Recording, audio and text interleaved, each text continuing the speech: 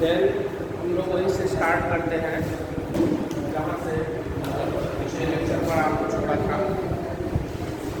तो हमने आपको एसएसटी ग्लैंड्स बताया था, है ना, राइट।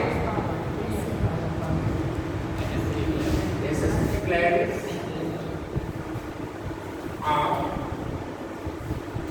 रिप्रोडक्टिव सिस्टम, ये मैंने आपको बताया था, क्लियर। इसमें हमने आपको तीन ग्लैंड्स बताए थे, एक बार फिर से रिव्यू कर दे रहा हूँ आपको। एक तो सेमिनल वेसिकल बताया था बेटा, है ना, सेकेंड बताया था आपको प्रोस्टेट ग्लैंड, है ना,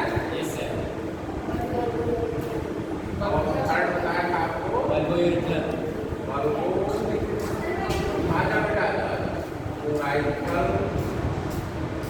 ग्लैंड, राइट, क्लियर। फिर हमने आपको ये बताया था कि ग्लैंड्स है, इनका स्पेशल फंक्शन है ना बेटा, इनके कुछ सेक्रीशंस है ना। इसी सेक्रीशन, यही सेक्रीशन जब स्पर्म में जाकर के मिक्स हो जाता है, कहने का मतलब ये है कि जब सेल्यूलर ट्यूब्यूल्स से, है ना, स्पर्मेटोजेनेसिस प्रोसेस है, देखिएगा ध्यान दीजिएगा, यानी स्पर्मेटोजेनेसिस प्रोसेस कहाँ होता है, सेमिनिफेरस ट्यूब्यूल्स से फिर रीडिंग टेस्टिस के थ्रू, है ना, स्पर्म वहाँ से चलता है, मूव करता है, यानी स्पर्मेटोजेनेसिस सेमिनिफेरस ट्यूब्यूल्स में होता है, जिसमें कि कुछ स्पेशल सेल्स पाए जाते हैं जिन्हें इंटरस्टिशियल सेल कहते हैं। बोलो यस, इंटरस्टिशियल सेल्स कहते हैं।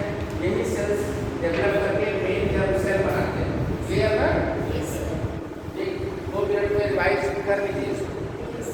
मेल जर्म सेल कहते हैं, इसी मेल जर्म सेल को भी मेल जर्म सेल का दूसरा नाम स्पर्मेटोगोनिया है। क्या है? Spermatogonia, right. स्पर्मेटोगोनिया 2x होता है, मेल जर्म सेल भी 2x होता है, इंटरस्टिशियल सेल भी 2x होता है, और सेमिनिफेरस ट्यूब्यूल भी 2x होता है। यानी यहाँ के सारे स्ट्रक्चर 2x है, ठीक है ना। यानी ये क्या है? Deployed structure. क्या है? डिप्लॉयड स्ट्रक्चर है, जिन्हें क्रोमोसोम नंबर कितना है बेटा? 46, राइट। ये सारा कॉन्सेप्ट क्लियर हो गया। यानी क्रोमोसोम नंबर 46 डिप्लॉयड सेल्स है, सेमिनिफेरस ट्यूब्यूल्स है। ये सेमिनिफेरस ट्यूब्यूल्स कहाँ पाएंगे? टेस्टिस में पाए जाएंगे। टेस्टिस में पाए जाएंगे जहाँ पर स्पर्मेटोजेनेसिस प्रोसेस होगा। इंटरस्टिशियल सेल डेवलप करके मेल जर्म सेल बनाएंगे, मेल जर्म सेल स्पर्मेटोगोनिया बनाता है, ओके।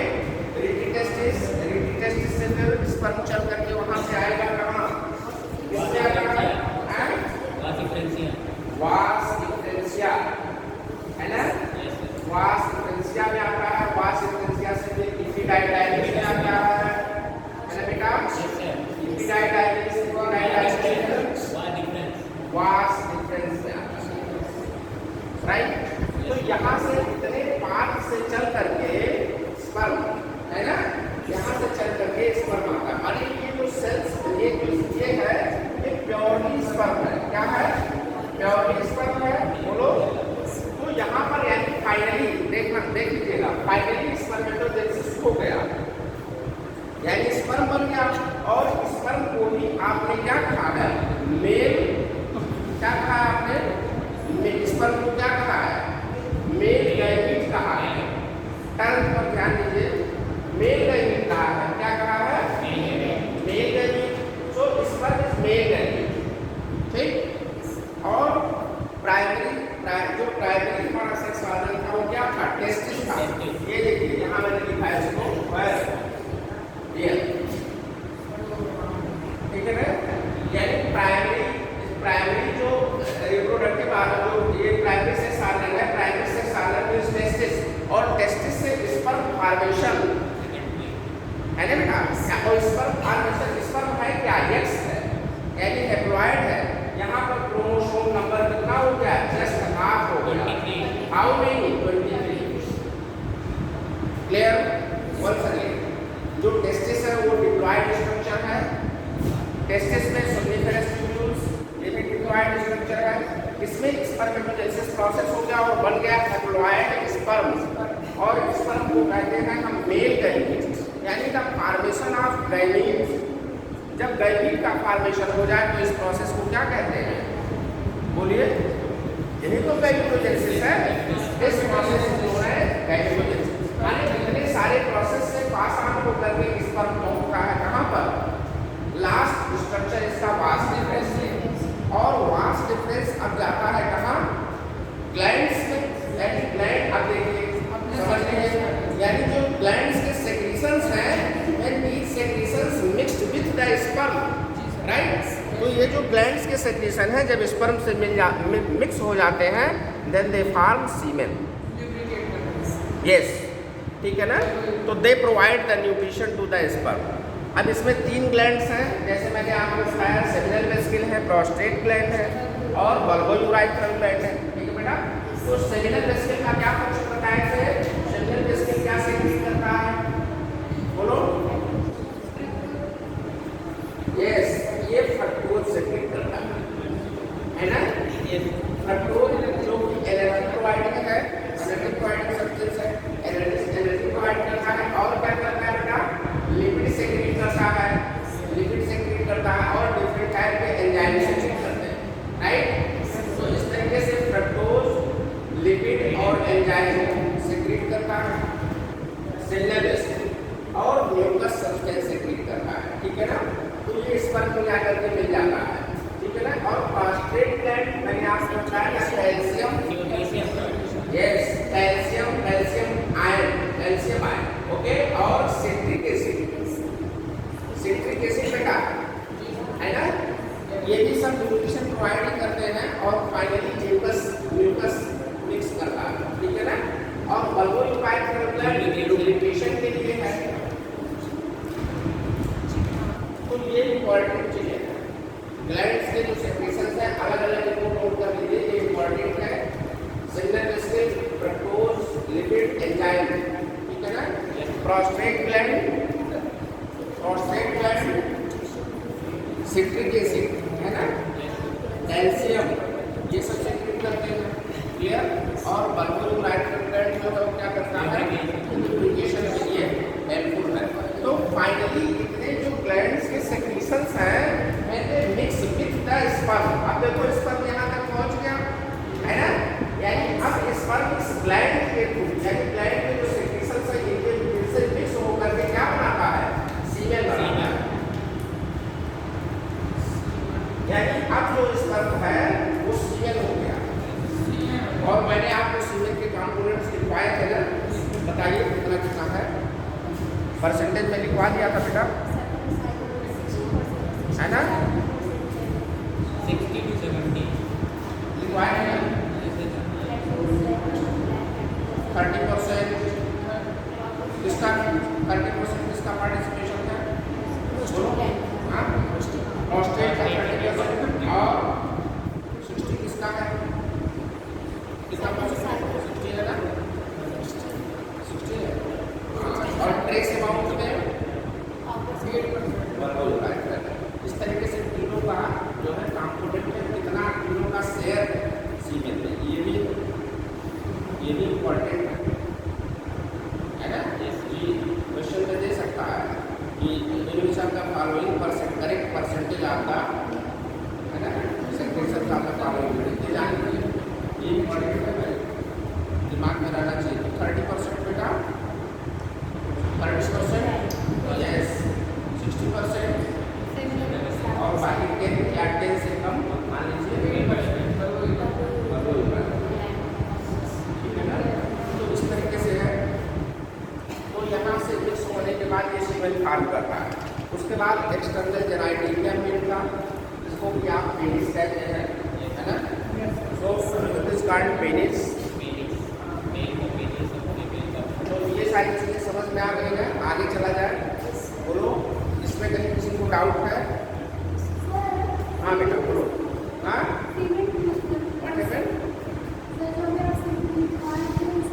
सीमेन मैंने बताया तो आपको कि जो स्पर्म बनता है, स्पर्म फाइनली तो मेल गैमीट है ना, दे आर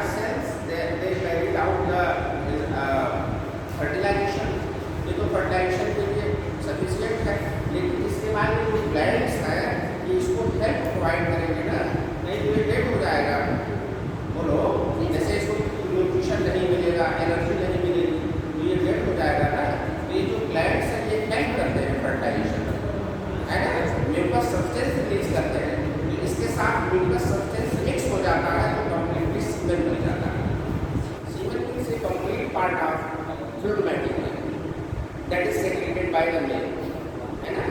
यस, यानी मेल जो है फाइनली कंप्लीट सेक्रेशन सीमेन, और इसका उसमें केवल स्पर्मेटिक सेल्स हैं बस जो कि फर्टिलाइजेशन के लिए रिस्पॉन्सिबल।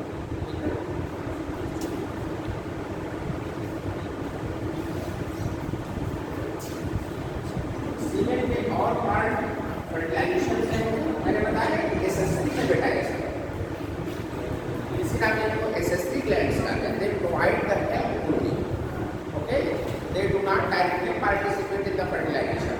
ये जो सेक्रेशंस हैं ये फर्टिलाइजेशन में डायरेक्टली पार्टिसिपेट नहीं करते लेकिन हेल्प प्रोवाइड करते हैं, ठीक है ना?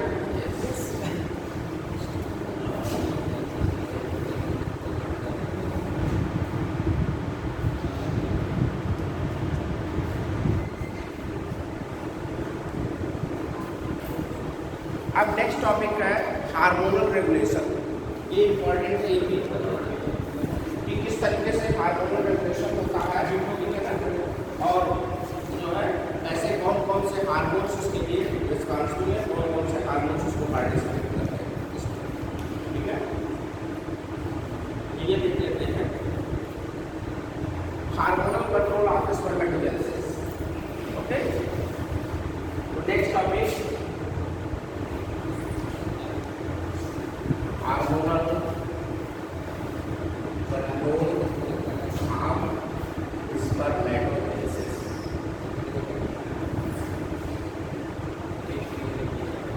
राइट? हार्मोनल कंट्रोल देखिए तो देखिए कहाँ से स्टार्ट होगा बेटा, ऐसा नहीं जो ब्रेन है ना वहीं से सारा कुछ कंट्रोल होगा, यार जानते हैं वैसे भी, है ना?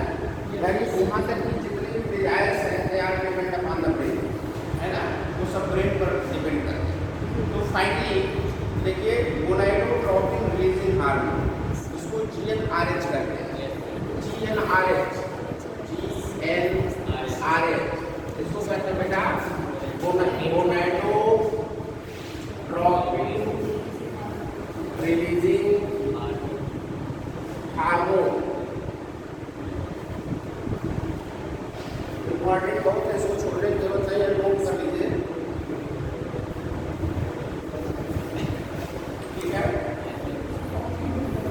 तो यह जो GnRH है, GnRH ये कहाँ से रिलीज होता है बेटा? हाइपोथैलेमस से। कहाँ से रिलीज होता है? हाइपोथैलेमस से। मीन्स हम ये कह सकते हैं देखिए कि जो GnRH हार्मोन है that is secreted by the hypothalamus, okay, that is activated यानी initiated the spermatogenesis process, यानी स्पर्मेटोजेनेसिस प्रोसेस को इनिशिएट करता है, राइट? तो ये देखिए हाइपोथैलेमस, हाइपोथैलेमस आप जानते हैं ये ब्रेन का पार्ट है हाइपोथैलेमस, है ना? तो हाइपोथैलेमस GnRH रिलीज करता है, and this hormone, this GnRH hormone, this gonadotropin releasing hormone initiate the spermatogenesis. क्या करता है बेटा? स्पर्मेटोजेनेसिस को इनिशिएट करता है, यानी initiation of spermatogenesis. Initiation of spermatogenesis at the time of puberty या एट प्यूबर्टी, है ना? एट यानी प्यूबर्टी पर, प्यूबर्टी टाइम पर प्यूबर्टी यानी मैच्योरिटी स्टेज आ जाती है, तो इनिशिएशन ऑफ स्पर्मेटोजेनेसिस स्टार्ट करता है। इसका नाम है gonadotropin releasing hormone, and that gonadotropin releasing hormone is released from the hypothalamus, right? You know what it is, so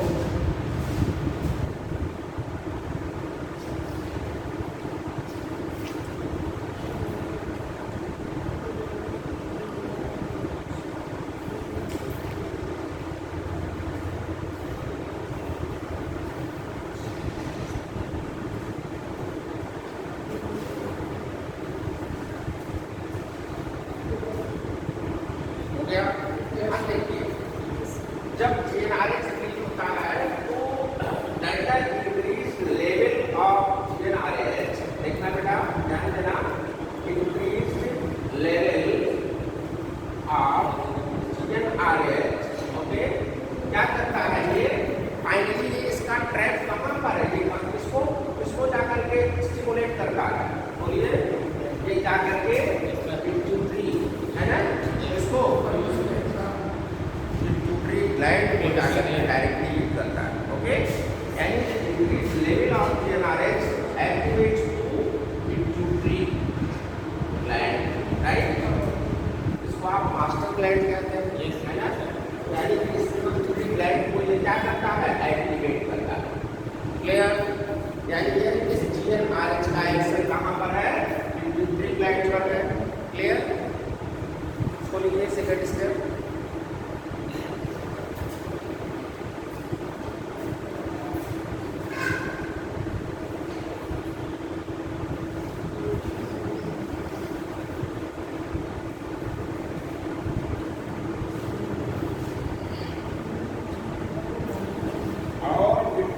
gland के ध्यान दीजिएगा, पिट्यूटरी ग्लैंड के एंटीरियर लोब पर, है ना, यानी पिट्यूटरी ग्लैंड के एंटीरियर लोब पर, माने एंटीरियर ना बेटा, एंटीरियर पिट्यूटरी से दो हार्मोन सेक्रेट होते हैं, no luteinising hormone and FSH follicle stimulating hormone. दोनों काम को काम लिख रहे हैं यहाँ पर, फॉलिकल स्टिमुलेटिंग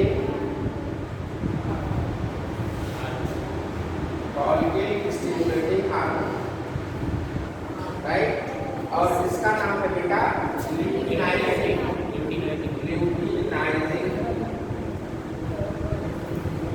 ल्यूटिनाइजिंग हार्मोन। मतलब क्या हो गया, जो एंटीरियर लोब ऑफ पिट्यूटरी है, माने जो एंटीरियर पिट्यूटरी है, एंटीरियर पिट्यूटरी दो हार्मोन सेक्रेट करता है, ठीक है ना, एक को LH कहते हैं और दूसरे को FSH कहते हैं। यानी एक ल्यूटिनाइजिंग हार्मोन है, दूसरा फॉलिकल स्टिमुलेटिंग हार्मोन।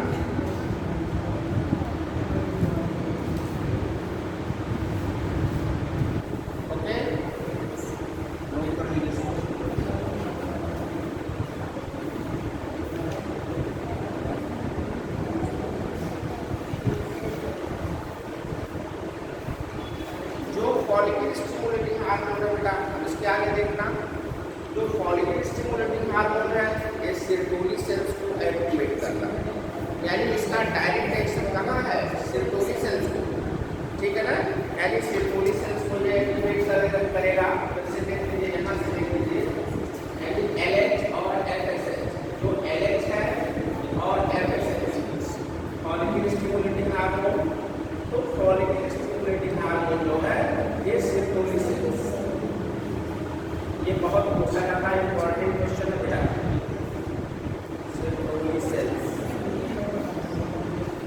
यानी FSH का एक्शन कहाँ पर है, सेरोटोनिन सेल्स पर है, और LH का एक्शन किस पर है, लेडिंग सेल्स पर, है ना। तो LH जो ल्यूटिनाइजिंग हार्मोन है, इसका लेडिंग सेल्स,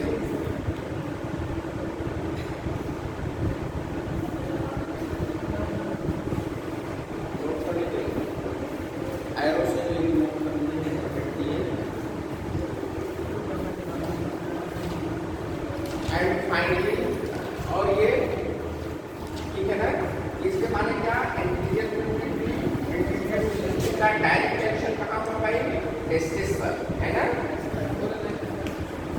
टेस्टिस पर। फिर से देखिए, हाइपोथैलेमस क्या बेटा, हाइपोथैलेमस पिट्यूटरी ग्लैंड को, पिट्यूटरी ग्लैंड माने anterior pituitary testis, okay, LH and FSH, और LH का एक्शन किस पर, लेडिंग सेल्स पर, और सेरोटोनिन सेल्स का एक्शन किस पर, yes.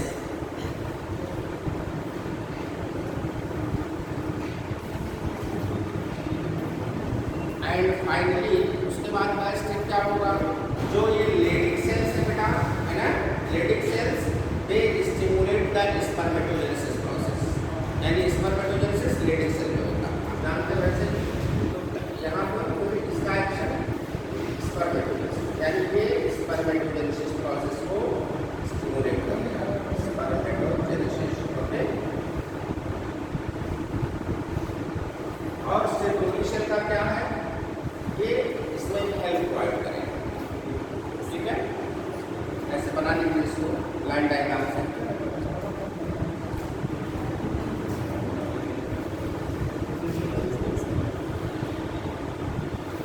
Respiratory cells provide the some factors, है ना, which is helpful for spermatogenesis.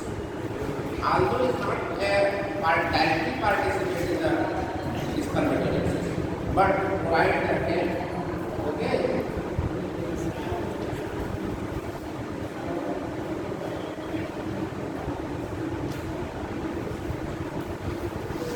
And Leydig cell cause the spermatogenesis process. यानी यह क्या करता है, टेस्टोस्टेरोन, ये टेस्टोस्टेरोन को डायरेक्टली रिलीज करेगा जो कि स्पर्मेटोजेनेसिस प्रोसेस को करेगा, राइट। यानी फाइनली सोना ऐसा लिखेंगे इसके नीचे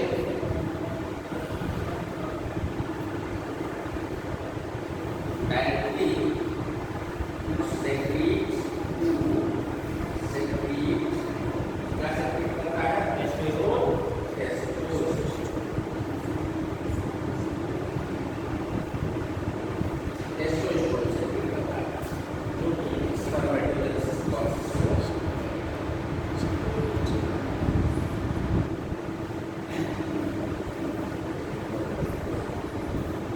हार्मोनल रेगुलेशन है बेटा।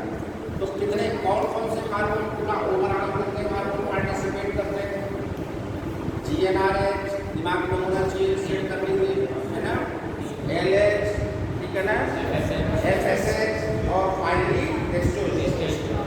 तो मेल सेक्स हार्मोन कौन है, टेस्टोस्टेरोन, यानी testosterone is the male sex hormone. Clear, सारे स्टेप्स हो गए, क्लियर हो गए।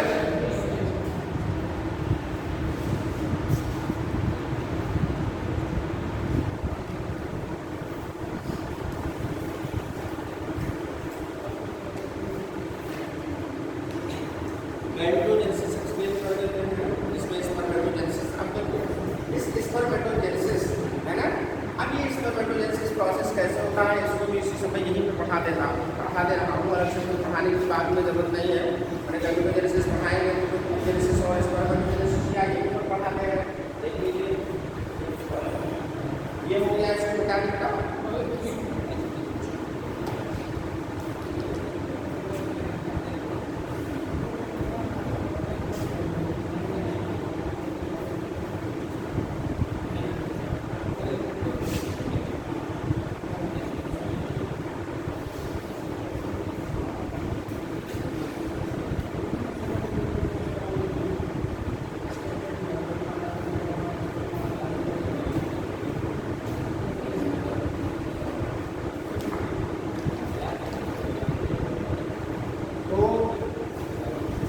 स्पर्मेटोजेनेसिस प्रोसेस में क्या है, देखिए जो इतने प्रोसेस जो अभी हमने आपको हार्मोनल रेगुलेशन बताया, हार्मोनल कंट्रोल आपको बताया, है ना, तो उसमें और उसके पहले जो हमने आपको नर्व्स एंड ग्लैंड्स और मेल रिप्रोडक्टिव सिस्टम बताया, उसमें बार बार जो स्पर्मेटोजेनेसिस का टर्म आ रहा था, इस पूरे का मतलब क्या है, तो जो स्पर्मेटोजेनेसिस है बेटा,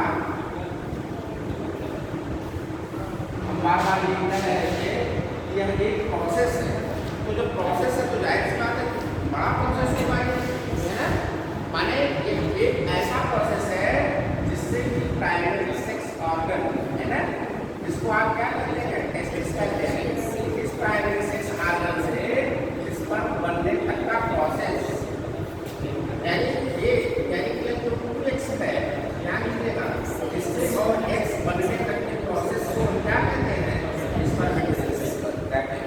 यानी प्राइमरी सेक्स ऑर्गन से फाइनली गैमीट बन जाए, और कौन सा गैमीट बन जाए, मेल गैमीट बन जाए। क्या बन जाए बेटा, मेल गैमीट बन जाए, यानी the formation of male gamete, है ना, from the primary sex organ this process is known as spermatogenesis. यानी स्पर्मेटोजेनेसिस क्या है, it is a type of gametogenesis, it is a type of gametogenesis,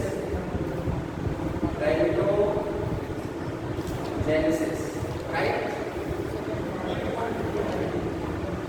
note कर सकते हैं। यानी गैमेटोजेनेसिस का एक प्रोसेस है, पूरा डिटेल में लिखना चाहें तो इस तरह से लिख सकते हैं कि the type of gametogenesis in which the primary sex organ finally male, that is called sperm. And the formation of sperm, in the other words, we can say the formation of sperm is known as spermatogenesis.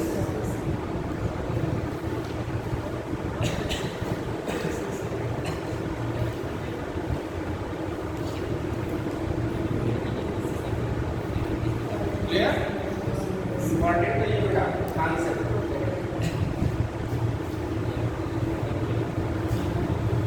Clear हो गया?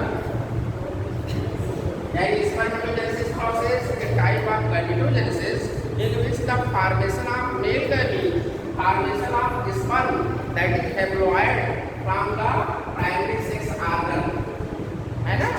Yes. माने spermatogonia जो टूलेक्स structure है, हमने अभी आपको बताया spermatogonia that is diploid structure है बेटा. इस स्पर्मेटोगोनिया से स्पर्म फॉर्मेशन तक के प्रोसेस को हम स्पर्मेटोजेनेसिस कहते हैं.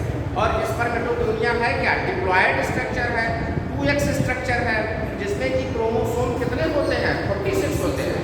तो ये और यहाँ पर जब ये हैप्लॉइड बन जाएगा, यानी जब मेल गैमीट बन जाएगा, स्पर्म बन जाएगा, तो यहाँ पर क्रोमोसोम नंबर कितने हो जाएंगे? यस, जस्ट हाफ हो जाएंगे, माने 23 हो जाएंगे. तो इस प्रोसेस को, है ना, ये जो पूरा चेंज है, इस चेंज को हम क्या कहते हैं? स्पर्मेटोजेनेसिस कहते हैं.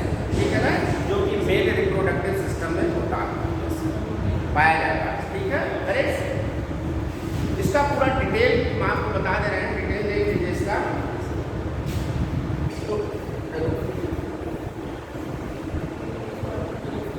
कैसे इस तरह से सेल जो है 2x सेल कैसे x में कन्वर्ट होगा, ये हमें एक्सप्लेन करना है. ठीक है ना. तो बेटा देखो, जो इसके स्टेप्स हैं, हम स्टेप्स को 4 स्टेप में डिवाइड कर सकते हैं. यानी पूरे प्रोसेस को, स्पर्मेटोजेनेसिस को हम 4 स्टेप में डिवाइड कर सकते हैं. पहला स्टेप हो गया मल्टीप्लिकेशन फेज, या first phase is multiplication phase. तो लिख लो, डिक्लाइन लिख लीजिए इसको, है ना. Spermatogenesis process includes the following phases, है ना. Spermatogenesis includes following 4 phases, है बेटा, 4 phases.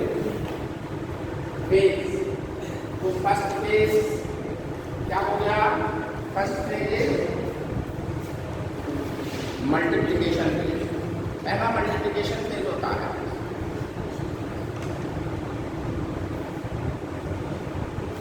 First is multiplication phase. Multiplication phase. Second is growth phase. And third is differentiation phase. Third is maturation phase. बेटा मैच्योरेशन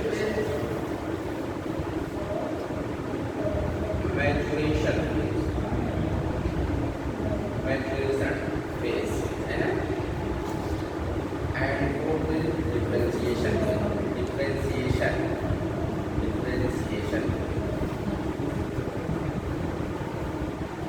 राइट.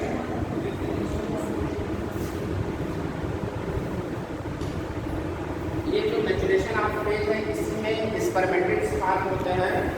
आप इसको लिख सकते हैं फॉर्मेशन ऑफ स्पर्मेटिड्स. इंपॉर्टेंट है, पूछता है कि इस एज में स्पर्मेटिड्स फॉर्म होते हैं. स्पर्मेटिड्स, तो फॉर्मेशन ऑफ स्पर्मेटिड्स. अभी इसी में सब क्लियर हो जाएगा कि स्पर्मेटिड्स क्या है, स्पर्मेटोजोआ क्या है, स्पर्म क्या है, स्पर्मेटोगोनिया क्या है. ये सारा टर्म अभी मैं क्लियर कर दे रहा हूँ.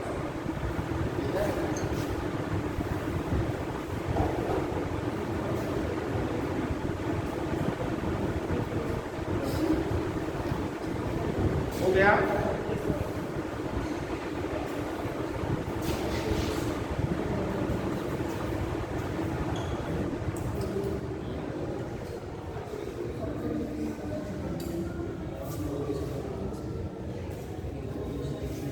इन चारों फेजों को डिटेल में देख लीजिए। जो 4 फेज हैं इनको देखिए डिटेल में।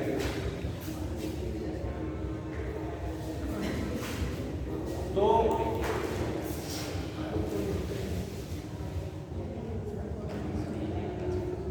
फिर से आते हैं वहीं पर। हमने आपको बताया था कि सेल्यूलोज ट्यूब्यूल्स में मेल जर्म सेल होते हैं बेटा, है ना।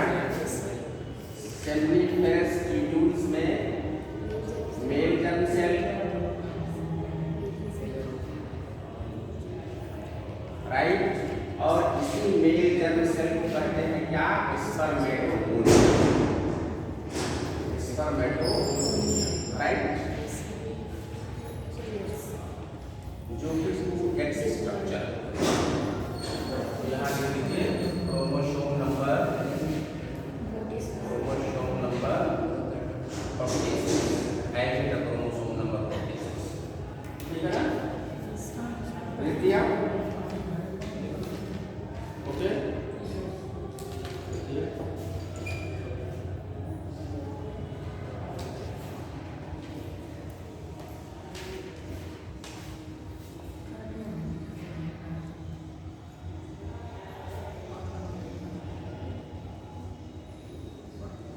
स्पर्मेटोगोनिया सेल बनाएंगे बेटा, सेल इस तरह से बनाएंगे, दिखाएंगे सेल बना करके स्पर्मेटोगोनिया को।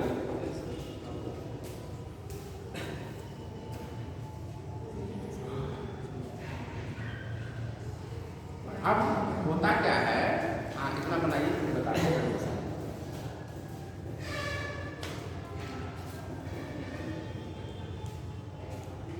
ओके, एक तो स्पर्मेटोगोनिया होंगे नहीं, कई स्पर्मेटोगोनिया होंगे। हम यहाँ एक स्पर्मेटोगोनिया को ले लिए हैं, देखिएगा।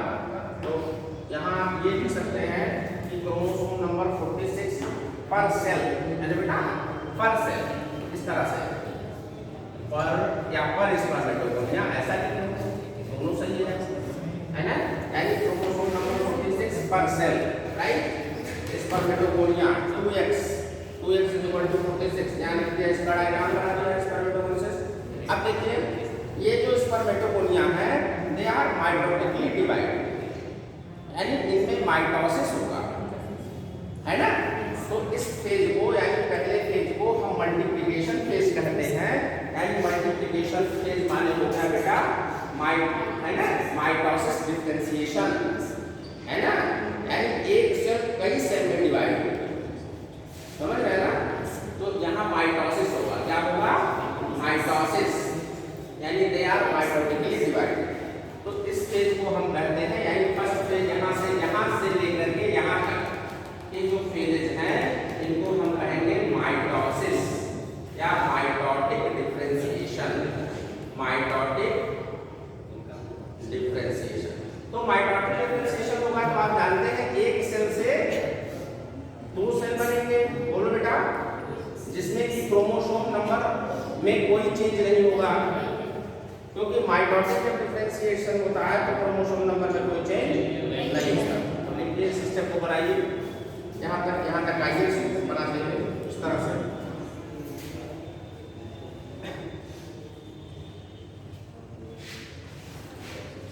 ठीक है,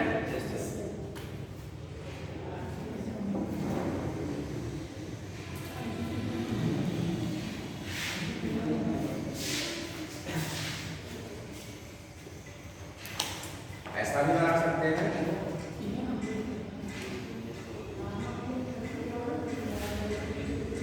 यानी माइटोटिकली डिफरेंशिएशन हो रहा है, एक सेल से 2 सेल, 2 सेल फिर 2 सेल बना तो फिर एक सेल 2 सेल में टूट जाएगा। इस तरीके से फाइनली इस तरीके से ये जो बनते हैं, है ना बेटा, इनको ऐसे बना के दिखा और दिखा दीजिए कि माइटोटिक डिफरेंशिएशन, है ना। तो ये जो सेल बने, ठीक है ना, ये प्राइमरी स्पर्मेटोसाइट्स हो गए। अब हम इन सेल माने जो न्यूली फॉर्म्ड सेल है, जो नए सेल बने, यदि इनका क्रोमोसोम नंबर 46 है, अभी तक कोई चेंज नहीं हुआ, यहाँ से समझो क्रोमोसोम नंबर में कोई चेंज नहीं हुआ, लेकिन इन सेल्स को हम प्राइमरी स्पर्मेटोसाइट्स कहते हैं। क्या कहते हैं, प्राइमरी स्पर्मेटोसाइट्स। इसका नाम लिख लीजिए कि क्या है, प्राइमरी स्पर्मेटोसाइट्स। या 1 डिग्री स्पर्मेटोसाइट से बनते हैं, स्पर्मेटोसाइट्स या primary spermatocytes. Right now they are primary spermatocytes या 1 डिग्री स्पर्मेटोसाइट्स।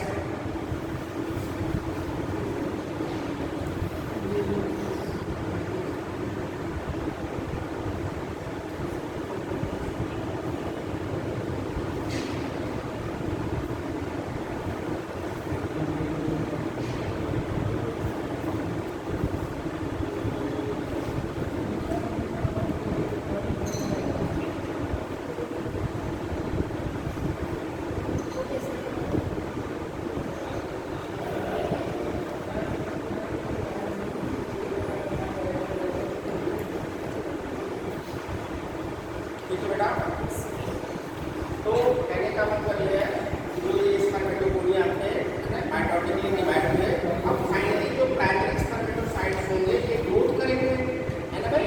तो इसको अब मियोसिस में जाना है, क्लियर। तो इस तरीके से ये जो इसके आगे की जो फेज होगी बेटा ये ग्रोथ फेज, यानी your second stage is growth phase. पहला मल्टीप्लिकेशन फेज में एक स्पर्मेटोगोनिया डिफरेंशिएट करके 2 सेल बनाएंगे, एक से फिर 2 बनेगा, इस तरीके से कई स्पर्मेटोगोनिया बन जाते हैं और जो नए सेल बनते हैं उनको प्राइमरी स्पर्मेटोसाइट्स कहते हैं। क्लियर कर दीजिए, यानी हाँ no change in the chromosome number जी। हाँ ग्रोथ होंगे ना, ये न्यूक्लियर फॉर्म बना है, जो नए बने बेटा, है ना। तो ये जो बने ये हो गए प्राइमरी स्पर्मेटोसाइट। अब इनका ग्रोथ होगा, यहाँ देखो ऐसे growth phase, right. Second is growth phase, ठीक है ना।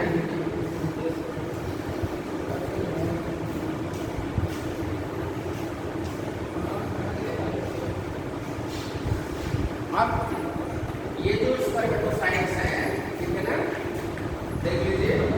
अब दूसरा होगा first meiotic division, right. First meiotic division, right. तो ये मियोटिकली चेंज होकर के फर्स्ट मियोटिक डिवीजन होगा, और जो फर्स्ट मियोटिक यानी है 26 है। जब इसमें फर्स्ट मियोटिक डिवीजन होगा इसका, तो जब फर्स्ट मियोटिक डिवीजन होगा तो जो प्राइमरी स्पर्मेटोसाइट्स हैं they are converted into secondary spermatocytes, है ना बेटा। यानी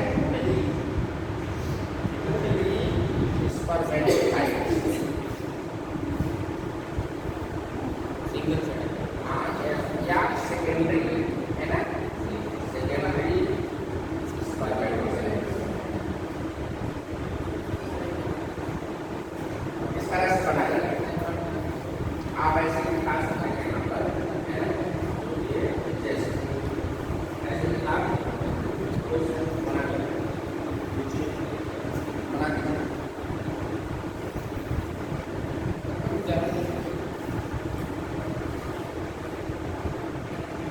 तो जो ये सेकेंडरी स्पर्मेटोसाइट्स आपके फार्म हो गए यहाँ पर,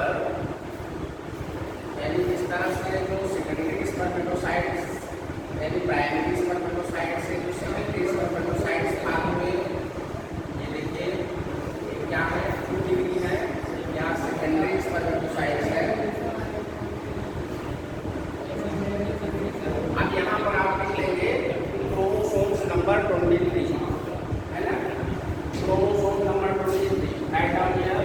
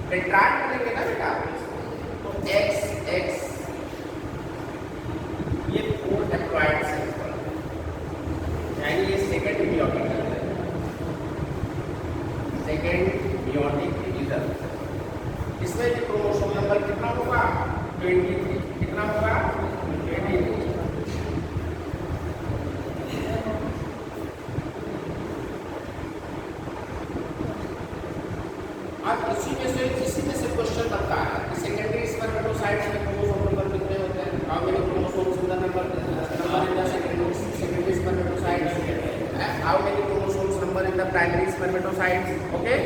यस, मियोसिस कहाँ होता है ना। ये सब छोटे छोटे क्वेश्चन यहाँ से बनते हैं। तो एक स्टेप इसका क्लियर होना चाहिए, कहाँ से क्वेश्चन बन जाए, कहाँ नहीं जा सकता, ठीक है ना। तो इस तरीके से 4 इक्वल हैप्लॉइड सेल्स बनते हैं। They are 4 equal haploid cells, okay. ये जो 4 इक्वल हैप्लॉइड सेल्स बनते हैं इनको अब हम स्पर्मेटिड्स कहते हैं, okay. Now they are called spermatids. तो देखो अब देखिए, यानी इस तरीके से ये यहाँ मैच्योरेशन फेज हो गया, यानी फॉर्मेशन ऑफ स्पर्मेटिड्स, ठीक है ना। फॉर्मेशन ऑफ स्पर्मेटिड्स यानी स्पर्मेटिड्स का फॉर्मेशन हो गया। अब है क्या, देखिए कुछ और नहीं है, थोड़ा सा केवल चेंज है बेटा, और कुछ नहीं है। क्या है, देखिए बता रहे हैं, ये जो स्पर्मेटिड्स हैं, है ना, फाइनली दे आर स्पेंकल in the same just like, ठीक है ना। और यही स्पेंकल सेप में जो स्पर्मेटिड्स हैं, इनमें चेंज को करिए, जैसे ये स्पर्मेटिड्स हो गए, राइट, ये स्पर्मेटिड्स हो गए, और ये डिफरेंशिएट करके यानी कन्वर्ट करके क्या बना लेते हैं, कुछ इस टाइप का जो सेल बना लेते हैं, इसी को हम क्या कहते हैं, यस यस, ओके।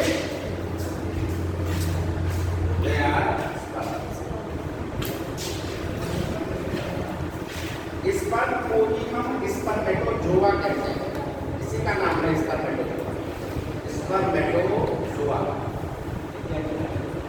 लिख दीजिएगा, यहाँ क्लियर हो गया। इट इज स्पर्मेटोजोआ यानी that spermatids is converted into spermatozoa, और स्पर्मेटोजोआ की क्या है, एक्स।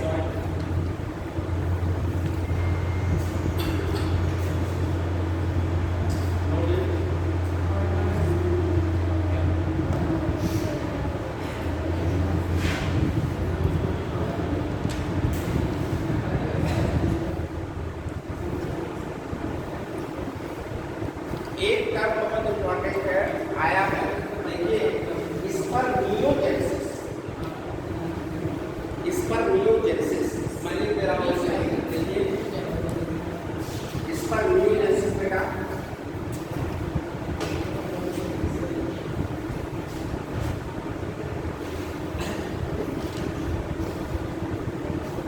ये टर्म देखो, that spermiogenesis. What is spermiogenesis?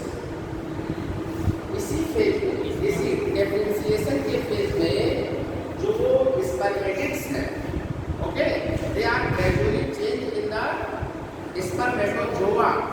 This process is known as spermiogenesis. Clear कर दो, जो स्पर्मेटोजोआ है, सॉरी जो स्पर्मेटिड्स हैं, ये स्पर्मेटोजोआ में कन्वर्ट हो जाते हैं, इसी प्रोसेस को स्पर्मियोजेनेसिस कहते हैं।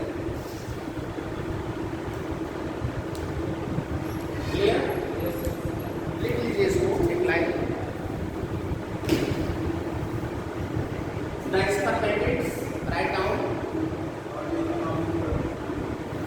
डिफरेंशिएशन फेज में लिखेंगे, डिफरेंशिएशन फेज है ना, यहाँ से डिफरेंशिएशन फेज आ गया, यहाँ से यहाँ तक का जो चॉइस था, ठीक है ना, ये जो है मल्टीप्लिकेशन फेज था, फिर इसके बाद ग्रोथ फेज आ गई, ग्रोथ फेज के बाद आ गई कौन सी फेज, मैच्योरेशन फेज आ गई, फिर उसके बाद डिफरेंशिएशन फेज में लिखेंगे the spermatids are transformed into, transform है बेटा, the spermatids are transformed into spermatozoa,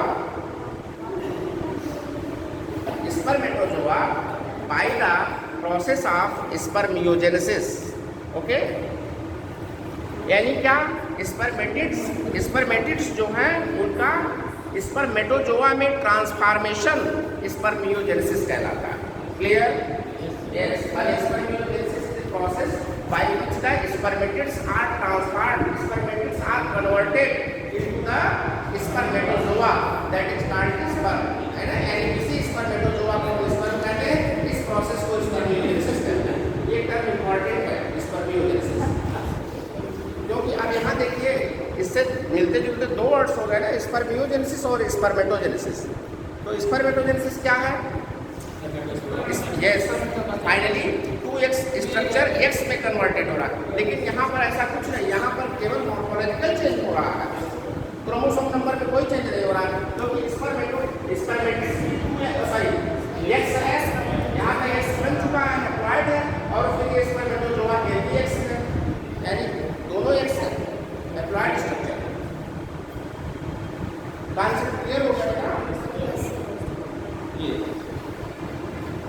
so it is all about your hormonal control, hormonal regulation, और फिर ये पूरा आपका गैमेटोजेनेसिस का प्रोसेस, जिसको आप स्पर्मेटोजेनेसिस कहते हैं, ये हो गया, ठीक है ना।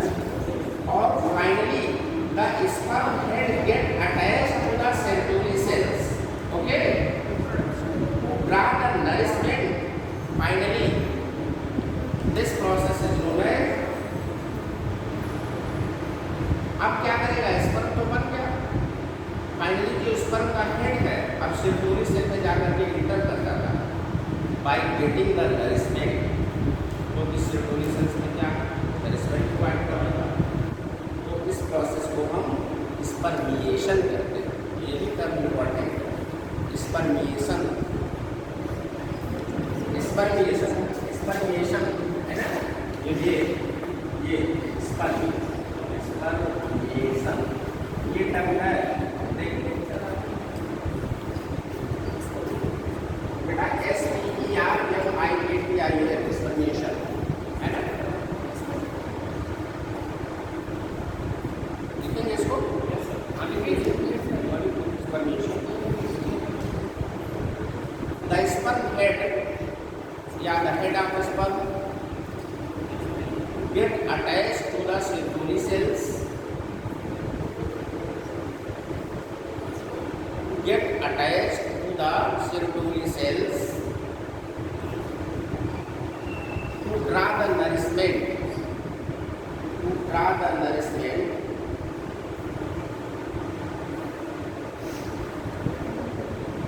okay, draw the nourishment, and finally released from seminiferous tubules, and finally released from the seminiferous tubules. This process is known as spermiation, ठीक है। तो इस तरह से आपके इतने टर्म्स क्लियर हो गए, स्पर्मिएशन है ना, स्पर्मियोजेनेसिस, स्पर्मेटोजेनेसिस, स्पर्मेटिड्स, स्पर्मेटोगोआ, स्पर्मेटोजोआ, ठीक है ना, स्पर्मेटोगोनियम, राइट। तो ये सारे term, primary spermatocytes, secondary spermatocytes, ये सारे टर्म्स क्लियर हो गए बेटा। अब इन्हीं में से क्वेश्चन बन जाएगा, हाँ बेटा, this process is known as spermiation, ठीक है, यानी सेर्टोली सेल्स में हेड का इंटर करना और फाइनली सेमिनिफेरस ट्यूब्यूल से बाहर निकल जाना, इस प्रोसेस को हम क्या कहते हैं, स्पर्मिएशन, क्लियर, यानी स्पर्मिएशन है ना, और स्पर्मियोजेनेसिस है ना, यानी स्पर्मेटिड्स का स्पर्मेटोजोआ में कन्वर्जन, ट्रांसफॉर्मेशन, इस प्रोसेस को स्पर्मियोजेनेसिस कहते हैं, क्लियर। हाँ बेटा, इधर का भी समझा दीजिए, कौन सा बोलो, जो इस साइड का हम इस साइड पर कौन सा ये कह रही हो, यहाँ से यहाँ ये कुछ नहीं, ये तो आपने पढ़ा है वैसे भी, जैसे सेमिनिफेरस ट्यूब्यूल सबने आपको बताया था, जहाँ पर स्पर्मेटोजेनेसिस प्रोसेस होता है ना, उसमें कुछ स्पेशल सेल्स पाए जाते हैं, दे आर डिफरेंशिएटेड सेल्स, वो डिफरेंशिएट करने की कैपेसिटी उनमें होती है, जिन्हें मेल जर्म सेल कहते हैं, क्लियर। मेल जर्म सेल को ही हम स्पर्मेटोगोनिया कहते हैं, या ऐसा कह लीजिए कि यही सेल स्पेशलाइज हो जाती है और स्पर्मेटोगोनिया फॉर्म कर लेती है ना, और स्पर्मेटोगोनिया को हम दूसरे वर्ड्स में मदर सेल भी कह सकते हैं, क्योंकि फाइनली ये मदर सेल है और डिप्लॉयड है, इनमें क्रोमोसोम नंबर 46 होता है, ओके, क्लियर। तो होता क्या है, इनमें डिफरेंशिएशन हो जाता है, माने माइटोटिकली डिवाइड होने लगते हैं ये, इस फेज को हम डिफरेंशिएशन फेज कहते हैं, क्लियर, यानी माइटोटिक डिफरेंशिएशन फेज है ये। इस फेज को मल्टीप्लिकेशन फेज कहते हैं, मल्टीप्लिकेशन माने मल्टीप्लाई करेगा, तो जब मल्टीप्लाई करेगा तो 1 से 2 बनाएगा, 2 से 4 बनाएगा। इस तरीके से they are increase in the number, right, यानी नंबर में ये सेल इंक्रीज करने लगता है। कौन सेल? स्पर्मेटोगोनिया। स्पर्मेटोगोनिया जो सेल है नंबर में इंक्रीज करेगा, माने मल्टीप्लिकेशन करेगा, इसको मल्टीप्लिकेशन फेज कहते हैं। तो हमने इस तरह से कई सेल बना दिया। क्लियर? स्पष्ट हो गया ना बेटा? यहाँ पर क्रोमोसोम नंबर 46 ही है, क्योंकि अभी तक क्रोमोसोम नंबर में कोई चेंज नहीं हुआ, राइट। तो कई सेल मल्टीप्लाई करके बना दिया। ओके, जो सेल बने उन्हें हम प्राइमरी स्पर्मेटोसाइट्स कहते हैं या 1 डिग्री स्पर्मेटोसाइट्स कहते हैं। यहाँ पर देखिए लिखा हुआ है 1 डिग्री स्पर्मेटोसाइट्स, ठीक है ना। फाइनली होता क्या है, इनमें ग्रोथ होती है, ग्रोथ होगा, ग्रोथ और डेवलप करके ये फिर फाइनली हम यहाँ पर एक से ले करके रिप्रेजेंटेशन दिखाए हैं। यहाँ से यहाँ आ जाइए, तो ये जो प्राइमरी स्पर्मेटोसाइट्स हैं इनका फर्स्ट मियोटिक डिवीजन होगा। फर्स्ट मियोटिक डिवीजन होगा तो 46 जो क्रोमोसोम नंबर है जस्ट डिवाइड करके हाफ हो जाएंगे, ठीक। यानी प्राइमरी स्पर्मेटोसाइट सेकेंडरी स्पर्मेटोसाइट में चेंज हो जाएगा। जो सेकेंडरी स्पर्मेटोसाइट्स हैं they having the chromosome number 23, right. तो ये हो गए सेकेंडरी स्पर्मेटोसाइट्स, इन सबके क्रोमोसोम नंबर कितने होंगे? 23 होंगे और 4 इक्वल हैप्लॉइड सेल्स का फॉर्मेशन करते हैं, ठीक है भाई। क्योंकि मियोसिस डिवीजन में 4 हैप्लॉइड सेल्स बनते हैं जिनमें कि क्रोमोसोम नंबर हाफ हो जाता है और उनको हैप्लॉइड सेल्स कहते हैं। इसी नाते इनको क्या कहते हैं? टेट्राड। तो हो गए टेट्राड हो गए, क्लियर। फिर यही सेल्स जो है स्पर्मेटिड्स कहलाते हैं, क्लियर। स्पर्मेटिड्स कन्वर्ट होकर के स्पर्मेटोजोआ में ट्रांसफॉर्म हो जाता है, इनका ट्रांसफॉर्मेशन हो जाता है। इसी ट्रांसफॉर्मेशन को हम स्पर्मेटोजेनेसिस प्रोसेस कहते हैं। और स्पर्मेटोजोआ ही क्या है? स्पर्म। फाइनली ये स्पर्म सेरोटोनिन सेल्स में नरिशमेंट के लिए तुरंत अपने आप को इंटर कर देंगे। इस प्रोसेस को हम क्या कहते हैं? स्पर्मिएशन कहते हैं। क्लियर? क्लियर। तो इस तरीके से आपका सेमनीफेरस ट्यूब्यूल से लेकर के स्पर्म फार्मेशन तक यानी मेल गैमीट के फार्मेशन तक का सारा प्रोसेस हमने क्लियर कर दिया। एक एक टर्म्स क्लियर कर दिए, जिसमें स्पर्मियोजेनेसिस हो गया, है ना बेटा, क्लियर। और स्पर्मिएशन हो गया, स्पर्मेटोजेनेसिस, स्पर्मिएशन, है ना। और कौन से टर्म्स क्लियर हुए? Spermatocytes, primary spermatocytes, secondary spermatocytes, इनमें डिफरेंस क्या हो सकता है? स्पर्मेटिड्स क्या है ना, स्पर्मेटोजोआ क्या है, क्लियर। तो ये सारे टर्म्स क्लियर हो गए। अब फाइनली क्या करते हैं? इसी समय स्पर्म का जो स्ट्रक्चर हम आपको एक्सप्लेन कर रहे हैं। हाँ, तो इस समय स्पर्म का स्ट्रक्चर क्लियर कर देते हैं, जिससे ये मेल में मतलब पूरा सिस्टम खत्म हो जाए, तो आपको फिर फीमेल समझा दें, ठीक है। ये सब वाश कर दें, हो गया ना?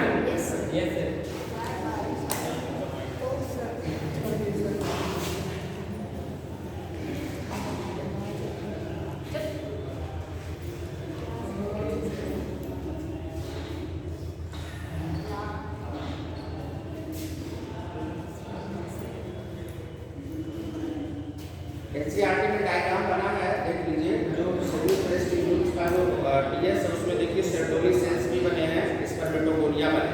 तो डेवलपिंग स्पर्मेटोगोनिया किस तरह से डेवलप हो रहा है देख लीजिए एनसीईआरटी में। अल्टरनेट हो जाता है सर, इसलिए कभी भूल जाता है। 11th वाला लेके आए हैं।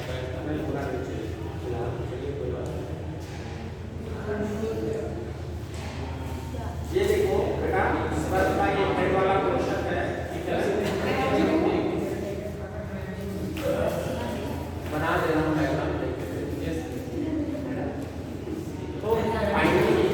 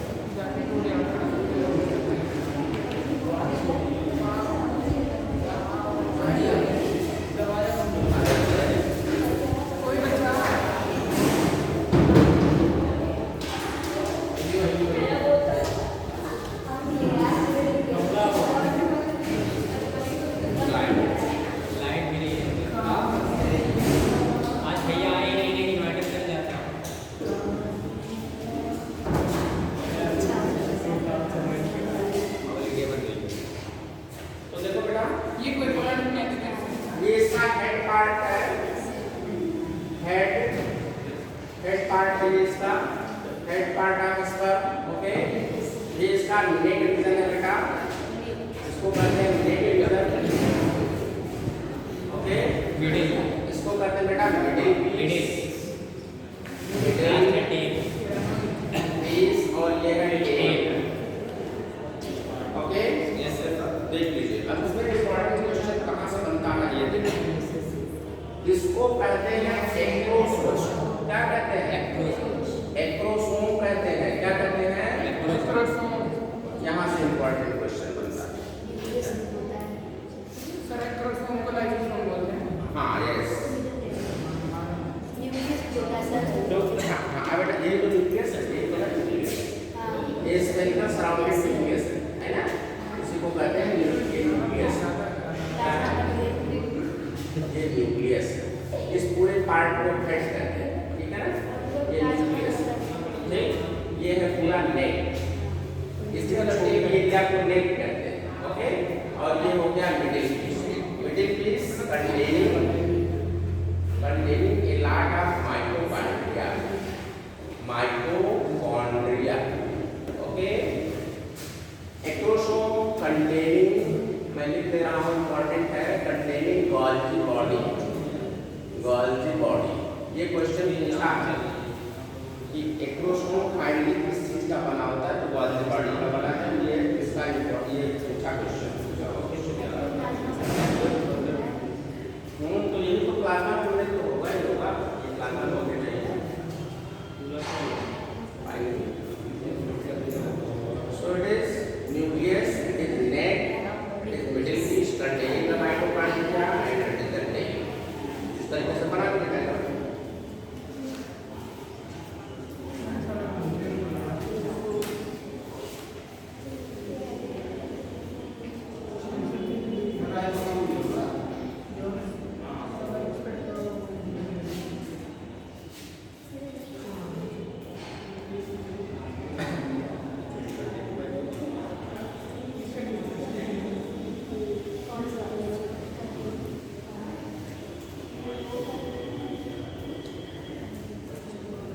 तो बेटा एक्रोसोम में Golgi body, ये इम्पोर्टेंट है। न्यूक्लियस में क्या पाया जाएगा? न्यूक्लियस में क्या पाया जाएगा? न्यूक्लियस के साइड बोलिए, इट इज न्यूक्लियस,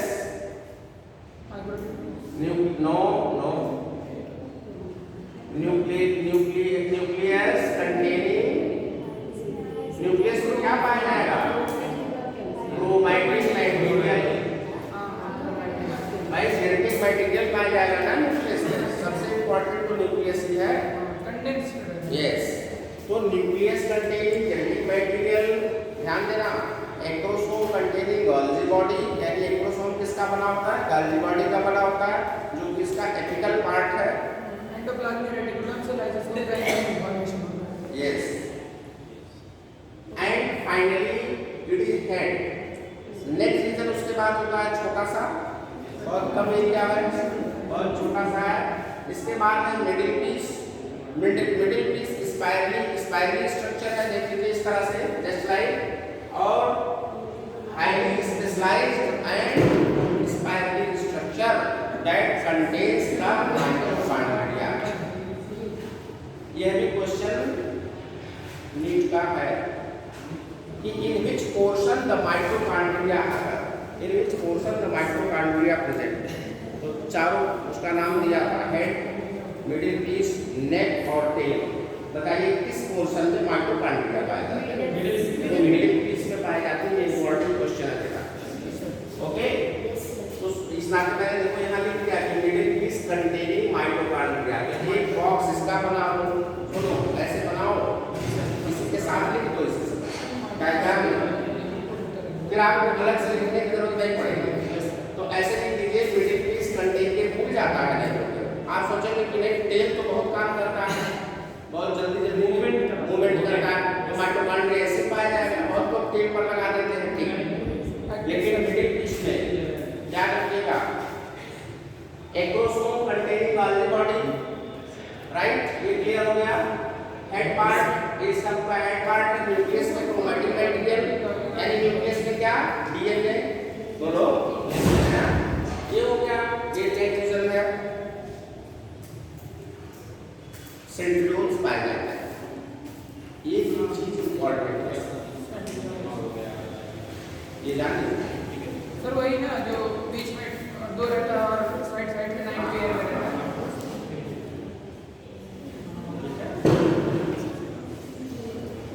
राइट। तो इस तरीके से इसका डायग्राम मैंने इस खाते बनाया क्योंकि इसी के साथ मैंने इसका लिख दिया, ये chromosome with Golgi body, okay clear, और nucleus, chromatic material, middle piece, mitochondria, okay. तो इस तरीके से इसके जितने पार्ट्स हैं वो सब किसी न किसी उसके साथ में तो इम्पोर्टेंट है, बहुत वेरी इंपॉर्टेंट।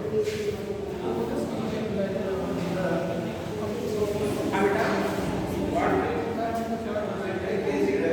सिट्रिक एसिड, हाँ हाँ हम बता दें आपको, ठीक है, बढ़िया क्वेश्चन किया। फाइनली होता क्या है कि इसके पहले, जस्ट उसके पहले जब सिट्रिक एसिड नहीं होता है तो जान रहे हैं इस पर कोएगुलेट कर जाते हैं, जैसे ब्लड की क्लॉटिंग होती है, जस्ट लाइक थक्का, जैसे ब्लड का थक्का होता है, क्लॉटिंग, क्लॉट्स डेड हो जाता है। नहीं, डेड नहीं होते भाई, क्लॉट वाले डेड थोड़ा होगा भाई, बहुत ज़्यादा डेंस हो जाते हैं, dense, they are densely acquired. तो सिट्रिक एसिड क्या करता है, फिर उनको क्या कर देता है ना, वो ये डाइल्यूट कर देता है, हाँ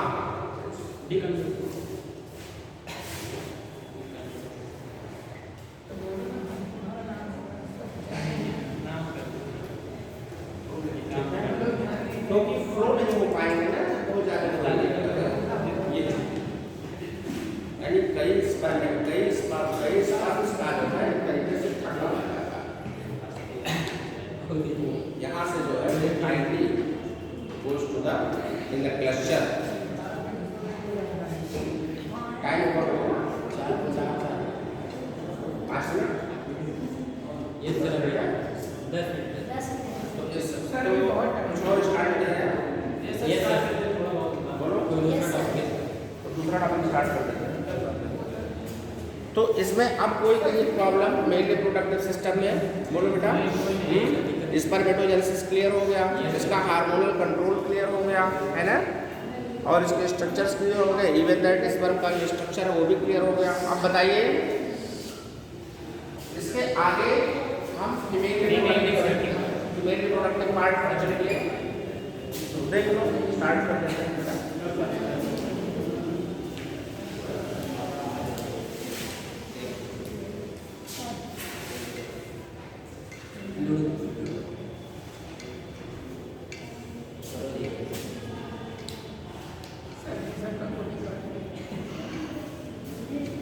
जो टर्म्स हैं, ठीक है ना, उनको एक साथ पॉइंटर बना करके लिख लो और उसके आगे एक लाइन जरूर लिख देना, है ना, जिससे वो फिर जब एक बार देखो एग्जाम्पल तो तैयार हो जाए, क्लियर ये चीज है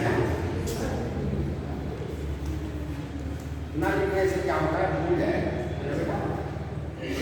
प्रैक्टिस कोई गाड़ी चलाने के लिए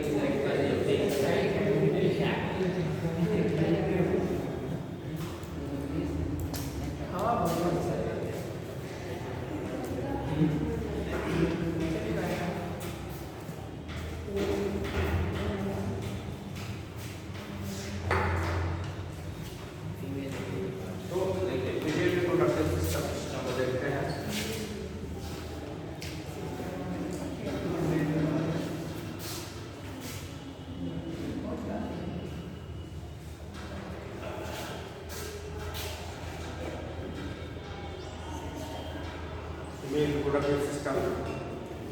फिर इसमें हम फीमेल रिप्रोडक्टिव सिस्टम को एक्सप्लेन करने के लिए फाइनली तरीका इसका यही है पढ़ने का कि हम इसको 2 पार्ट में डिवाइड कर देते हैं। डिवाइड का मतलब यह है कि एक को हम प्राइमरी सेक्स ऑर्गन कहते हैं, है ना, और दूसरे को हम सेकेंडरी सेक्स ऑर्गन कहते हैं। It means we can say that the all complete female reproductive system we have to study in the 2 parts, okay. First is primary and beta Yes. Primary sex organ है ना, और दूसरा है secondary sex organ, right. ये जरूर दिमाग में होना चाहिए कि जब हम बार बार एक टर्म यूज कर रहे हैं कि primary sex organ secondary sex organ क्या डिफरेंशिएट है इसमें, ये तो फैक्ट है, जानना चाहिए, है ना। यानी प्राइमरी सेक्स ऑर्गन को लिखा जा रहा है और सेकेंडरी सेक्स ऑर्गन को लिखा जा रहा है, इसमें डिफरेंस क्या है बोलो। हम बताए थे आपको ना, मेल के केस में बताए थे ना, हाँ इसका यूज होता है तो ज्यादा होता है। क्या बोलो बोलो बेटा, यस। बट इसका डायरेक्ट तो कोई नहीं होता है। प्राइमरी का प्राइमरी यूज हर जगह होता है, मतलब काफी जगह ज्यादा होता है। और सेकेंडरी तो भाई सही कहा है, बोलो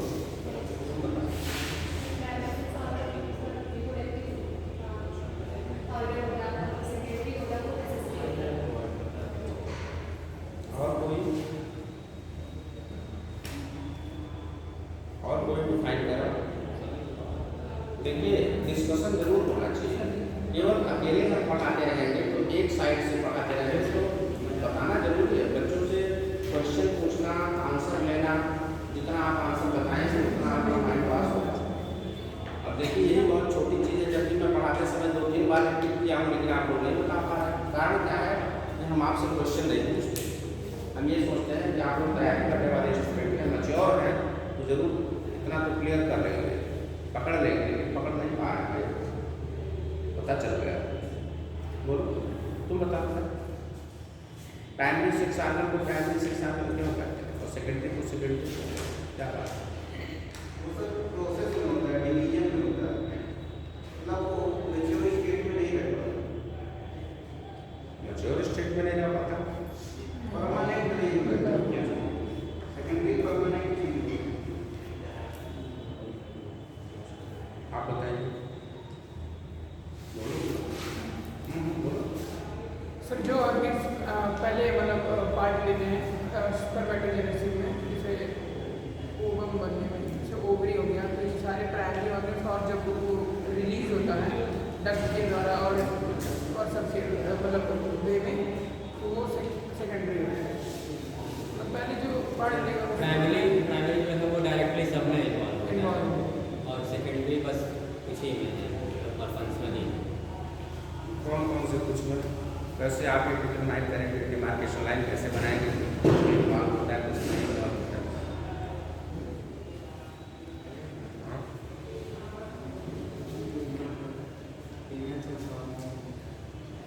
बैठ जाइए, बैठ जाइए।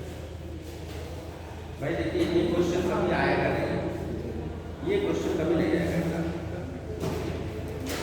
ये प्राइमरी सेक्स ऑर्गन और सेकेंडरी सेक्स ऑर्गन में डिफरेंस ये कभी आएगा नहीं, लेकिन जानना तो चाहिए। सीधी सी बात है, तो चीज़ किसी ने नहीं बताया तो जो एकदम सही है। प्राइमरी सेक्स ऑर्गन किसी भी सेक्स ऑर्गन के प्राइमरी होने के लिए, प्राइमरी माने क्या, मुख्य भाई, प्रिंसिपल, इम्पॉर्टेंट माने क्या, कोई भी सेक्स ऑर्गन हो, चाहे मेल का प्राइमरी हो चाहे फीमेल का, उसके लिए प्राइमरी होने के लिए यह इम्पॉर्टेंट है कि that is capable to produce the sex cells, gamete. सीधी सी बात, गैमीट समझ रहे हैं ना, वह सीधा सीधा डायरेक्ट गैमीट बनाता हो, यानी primary sex organ gamete produce करता हो। गैमीट प्रोड्यूसिंग ऑर्गन को एक लाइन में छोटे से स्टेटमेंट में कर सकते हैं, गैमीट प्रोड्यूसिंग ऑर्गन को प्राइमरी सेक्स ऑर्गन, ऐसे कर देंगे तो बिल्कुल सही है, सीधी सी बात है भाई। गैमीट प्रोड्यूस करता हो, गैमीट प्रोड्यूस करता हो बेटा, ये गैमीट बनाता हो, यानी जो ऑर्गन गैमीट बनाता हो उसको प्राइमरी सेक्स ऑर्गन कहते हैं भाई। आप ऐसे कहिए डायरेक्ट कि गैमीट बना है ना बेटा, अब वो चाहे मेल गैमीट हो चाहे फीमेल गैमीट हो, know like not like that. लेकिन जो जनरल, अगर जनरल कॉन्सेप्ट भाई, जनरली अगर आपसे कोई पूछ ले ये आप इस तरह से क्यों एक्सप्लेन कर रहे हैं कि primary sex organ secondary sex organ, क्या मतलब हो गया इसका? जरा हमें बता दीजिए भाई, what is the difference between them? तो आप क्या बताएंगे? Final sir primary sex organ वही है जो डायरेक्ट गैमेट बनाता, लेकिन ये गैमेट नहीं बना सकते। ये बॉडी में सेक्सुअल कैरेक्टर रिप्रोड्यूस करते हैं, बॉडी में sexual secondary character reproduce. In secondary sexual characters का फर्टिलाइजेशन में कोई इंपॉर्टेंट रोल नहीं है। कोई रोल है? कोई रोल नहीं है, लेकिन बस ये है कि they are the symbol of poverty, they are producing the help in the fertilisation. हम ये सब कुछ कर सकते हैं, ये सारा कुछ कर सकते हैं सेकेंडरी सेक्सुअल कैरेक्टर के लिए या सेकेंडरी सेक्स ऑर्गन के लिए, लेकिन ये गैमेट नहीं बना सकते। इस नाते ये सेकेंडरी है। सेकेंडरी माने तो जिसको हटा करके नंबर 2 पर कर दिया जाए, आप इस्तेमाल कर सकते हैं। सेकेंडरी हो गया ना बेटा, मैं बोला हूँ कि मतलब जिससे ओवरी से बनेगा, ठीक। अब बाकी जहाँ से रिलीज हो के जाएगा जी, बस थोड़ा सा बहुत तो सीरीज बात है कि अगर मेल के केस में कोई पूछे कि प्राइमरी पढ़ाते समय हमने बताया कि ये इम्पोर्टेंट क्वेश्चन है, डेफिनेशन तो नहीं इसकी इम्पोर्टेंट है, लेकिन पूछता है कि मेल का प्राइमरी सेक्स ऑर्गन क्या है, what is the male? Yes, in which of the following, तो क्वेश्चन क्या है, कैसे बना देगा बस, in which of the following is the primary sex organ of the male. तो primary sex organ of the male अगर कहता है बेटा, तो आप स्पर्म पर टिक करेंगे, स्पर्म पर, यानी मेल का प्राइमरी, सॉरी गलत हो गया, गलत हो गया,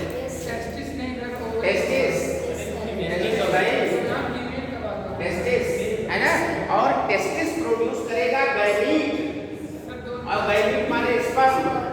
क्लियर करो पहले इसको, यानी ये टेस्टिस क्या हो गया, प्राइमरी सेक्स ऑर्गन हो गया, और स्पर्म क्या हो गया, गैमीट हो गया। क्या हो गया? यानी गैमीट को डायरेक्टली जो प्रोड्यूस करते हैं उसको प्राइमरी सेक्स ऑर्गन। अब सब बच्चों का कॉन्सेप्ट क्लियर हुआ? और फीमेल के केस में प्राइमरी सेक्स ऑर्गन बेटा क्या है? ओवरी है। क्या है? ओवरी है, जो कि कितनी होती है, 1 पेयर, बोलो। और यह डायरेक्टली ओवा प्रोड्यूस करेगा, जिसको हम क्या कहते हैं, गैमीट कहते हैं। क्या कहते हैं? गैमीट। ये गैमीट है, यानी यह इस गैमीट को प्रोड्यूस करेगा और यह इस गैमीट को प्रोड्यूस करेगा। फिर से एक बात, टेस्टिस इस गैमीट को प्रोड्यूस करेगा जिसका नाम स्पर्म है, इसको मेल कहते हैं, और ओवरी इस गैमीट को प्रोड्यूस करेगा जिसको ओवा कहते हैं। इस नाते हम इसको प्राइमरी सेक्स ऑर्गन कहते हैं। यानी दोनों में ही, मेल में भी और फीमेल में भी, दोनों में प्राइमरी सेक्स ऑर्गन का यही रोल है कि वो सीधा गैमीट बना दे, और वह गैमीट, वही गैमीट ही तो फर्टिलाइजेशन करते हैं। यानी फाइनली स्पर्म एक्स यानी हैप्लॉइड एंड ओवा x haploid both are unite to getting the fertilization. यानी गैमीट का फॉर्मेशन। अब देखो सेकेंडरी जो सेक्स ऑर्गन्स हैं, इन जो सेकेंडरी सेक्स ऑर्गन हैं, इनको हम देखिए, इनको हम ये बता सकते हैं कि भाई ये एसेसरी है, जैसा कि आप लोगों ने जवाब दिया, गलत नहीं दिया, सही दिया। एसेसरी माने हेल्प प्रोवाइड करते हैं फर्टिलाइजेशन में। ये तो हेल्प कौन करेगा? जैसे ओवा बन जाएगा ओवरी में, लेकिन ओवा को पहुंचाएगा कौन? Accessory organ, secondary. Yes, secondary organ, secondary organ है डक्ट, यानी डक्ट्स है। यानी डक्ट्स कौन-कौन से हैं बेटा? बोलो। इनफेंडिबुलम, हेमरेई, बोलो, यही तो है। एम्पुला, यस, इस्थमस, ये फाइनली ले जाकर के कहाँ पहुंचा देंगे? कहाँ पहुंचा देंगे? यूट्रस में, यानी फंडस में पहुंचा देंगे। कहाँ पहुंचा देंगे? फंडस में पहुंचा देंगे। यानी ये पहुंचाने का काम करते हैं, रिसीव करने का काम करते हैं, कैरी करने का काम करते हैं। इस नाते हम इनको सेकेंडरी सेक्स ऑर्गन कहते हैं, ठीक है ना। और कहीं न कहीं इसके साथ कुछ ना कुछ ग्लैंड्स हैं जो कि भाई कुछ हेल्प कर रहे हैं, राइट? क्लियर? Concept clear? एक चीज और हम बताना भूल गए या छोड़ दिए, ऐसा कह लीजिए कि ये जो प्राइमरी सेक्स ऑर्गन है बेटा, देखो ओवरी के केस में एक तो ओवरी से ओवा बनेगा, दूसरे ओवेरियन हार्मोन, जिसको ओवेरियन हार्मोन बहुत इंपॉर्टेंट है। देखो मैं लिख रहा हूं ओवेरियन हार्मोन, यानी ओवेरियन हार्मोन भी तो सेक्रेट करता है भाई, जिसको हम क्या कहते हैं, बहुत important, ovarian oestrogen, oestrogen, progesterone, yes, and progesterone, female sex hormone. Progesterone. ये यानी दो काम, गायनीक का प्रोड्यूस करना और ओवेरियन हार्मोन बनाना, ये ठीक। Yes sir. अब सेकेंडरी में डक्ट्स हो गए और ग्लैंड्स हो गए। ग्लैंड्स में क्या, मेमोरी ग्लैंड, कौन सा है? मेमोरी ग्लैंड, ठीक है ना। तो आप ये दिमाग में सेट कर लीजिए कि डक्ट्स में ये कितने डक्ट्स, ग्लैंड्स में मेमोरी ग्लैंड्स, ये दोनों सेकेंडरी हैं and they are responsible for producing the secondary sexual character in the body, in the female body, okay, and the sexual characters they are producing by the in the male. तो इस तरीके से secondary part हो गए और concept clear हो गया ना बेटा, ऐसे पढ़ लो। तो ये नोट कर लो, वो है ये हार्मोन के दोनों नाम बिल्कुल जबान पर होने चाहिए, एस्ट्रोजन और प्रोजेस्टेरोन, यस। ठीक है ना। प्रेगनेंसी को मेंटेन करने वाला हार्मोन प्रोजेस्टेरोन है, ये तो ज्यादा पहचान जाता है और इम्पोर्टेंट है। और एंटी प्रोजेस्टेरोन बताएंगे हार्मोन, है ना इसमें जी। मौसम बिगड़ ये है बहुत बारिश हो गई। बारिश हो गई तो मेरा निकल जाएगी। बंद किया है। यस, हाँ, ठीक। Yes sir.